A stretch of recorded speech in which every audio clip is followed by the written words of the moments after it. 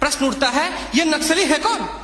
समाज के सबसे शांत, शहरों से दूर जंगलों में रहने वाले तथा खेतों के माध्यम से अपने जीवन यापन करने वाले वो लोग जो अपने पूर्वजों द्वारा दिए गए धरोहर को बचाने के लिए सरकार के खिलाफ हथियारबंद हो गए हैं और अंततः ये लोग नक्सली बनने पर मजबूर होते हैं। महोदय, आधुनिकीकरण के नाम पर उन गरीब आदिवासियों की जमीनों को छीन ली गई तथा उन्हें मजबूर कर दिया बंधुआ मजदूर बनने पर, किंतु आज उनकी अधिकारों की कोई बात तक नहीं करता। मन समर्पित, तन समर्पित और यह जीवन समर्पित। मैं पूछता हूँ, देश की धरती तुझे क्या दूं, क्यों दूं और किस लिए न्यौछावर करूं अपना सब कुछ तुम पर? क्या इसलिए कि मुझे देशद्रोह जैसे शब्दों से नवाजा जाए या इसलिए कि मुझे फर्जी इनकाउंटर में मार दिया जाए? जी हां अध्यक्ष महोदय, कुछ ऐसा ही समय था जब मान्य सूबे लखन भैया सोहराबुद्दीन तथा तुलसीराम प्रजापति को फर्जी इनकाउंटर में मार दिया गया। यह कैसी विडंबना है महोदय, हमारे विपक्षी साथी द्वारा मानव अधिकार का संरक्षण किए बगैर ही राष्ट्रीय सुरक्षा की बात करते हैं। जब आम लोगों का कोई अधिकारी नहीं हो तो इस स्थिति में राष्ट्रीय सुरक्षा का क्या मतलब? मैं पूछना चाहता हूं अपने विपक्षी साथियों से, वे किस राष्ट्रीय सुरक्षा की बात करते हैं? पुलिस हिरासत में अत्याचार व मौत, उन्नाव केस, किसानों द्वारा आत्महत्या या बिहार के शेल्टर होम में हुई मासूम बच्चों के साथ दरिंदगी, क्या यह है राष्ट्रीय सुरक्षा?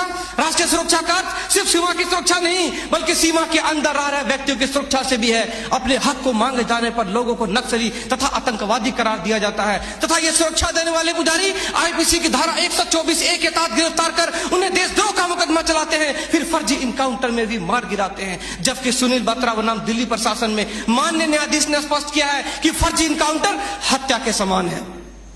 10 जुलाई 2004 को मनोरमा देवी के साथ दुष्कर्म और उसकी हत्या तथा पूर्वोत्तर राज्य की महिलाओं द्वारा हम सुरक्षा बलों के समक्ष निर्वस्त्र होकर विरोध प्रदर्शन करना इस बात का द्योतक है कि हम सुरक्षा बलों ने arms force special power act का दुरुपयोग कर नाजायज फायदा उठाया है। वहां के लोगों को जबरन गिरफ्तार कर उसे मानसिक एवं शारीरिक रूप से प्रताड़ित किया है तथा उनकी बहु बेटियों के साथ दरिंदगी कर मानवता को संसार किया है। यह देश की सभ्य समाज एवं लोकतांत्रिक शासन प्रणाली पर प्रश्नवाचक चिन्ह है। सीआरपीसी की धारा 41, 42, 107, 151 के तहत बिना वारंट गिरफ्तार करने की शक्ति, सीआरपीसी की धारा 129, 130 मजमे को तितर बितर करने की शक्ति और जरूरत पड़ने पर गोली चलाने तक की शक्ति इन सुरक्षा बलों को दी गई है। और कितने अधिकार दिया जाए इन्हें? तो दे दो रोलेक्ट एक्ट जैसा अंधा कानून और ढूंढते रहो इतिहास के पन्नों पर स्वतंत्रता एवं समानता जैसी शब्दों को। महोदय, आज जरूरत है चिंतन की, मंथन की, जागरूकता की, लोगों में विश्वास जगाने की। आज जरूरत है सुपर 30 जैसे संस्थानों की ताकि अपने पद से भटके हुए बच्चों को उचित शिक्षा,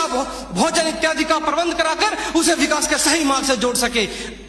अंत में फैसला माननीय निर्णायक मंडल के पर छोड़ते हुए गुरुदेव रविन्द्रनाथ टैगोर की इन पंक्तियों के साथ मैं अपनी वाणी को विराम देना चाहूंगा कि मैं जीना चाहता हूं इंसानों की फौज के बीच में, मैं जीना चाहता हूं उगते सूरज की किरणों के बीच में, सुंदरता और सुगंध के बीच में। मेरी इच्छा है काश मिल जाए मुझे थोड़ी सी जगह इन जीने वालों के दिलों के बीच में। जय हिंद,